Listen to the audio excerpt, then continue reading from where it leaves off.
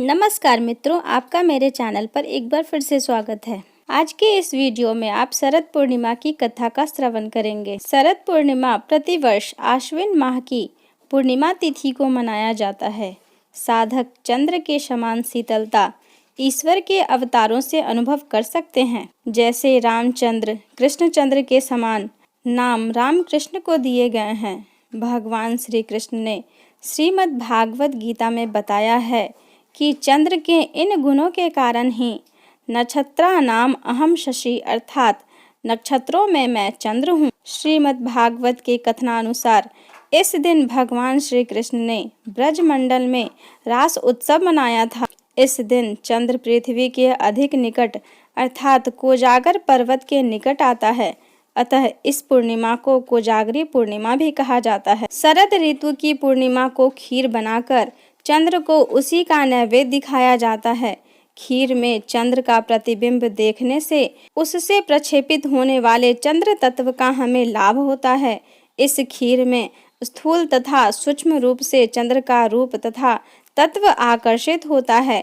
पश्चात नैवेद्य के रूप में वही खीर ग्रहण किया जाता है। चंद्र के प्रकाश में एक प्रकार की आयुर्वेदिक शक्ति रहती है, अतः यह खीर आरोग्यदायी है। इस रात्रि को जागरण करते हैं। मनोरंजन हेतु पृथक प्रकार के खेल खेले जाते हैं। दूसरे दिन प्रातः पूजा का पारण करते हैं। कोजागरी पूर्णिमा की कथा इस प्रकार है कि बीच रात्रि में लक्ष्मी पृथ्वी पर आकर जो जागृत है उसे धन अनाज तथा समृद्धि प्रदान करती हैं। इस व्रत को कौमुदी व्रत भी कहते हैं। रास उत्सव का यह दिन वास्तव में भगवान कृष्ण ने जगत की भलाई के लिए निर्धारित किया है, क्योंकि कहा जाता है कि इस रात्रि को चंद्रमा की किरणों से सुधा झरती है। इस दिन मंदिरों में विशेष सेवा पूजा की जाती है।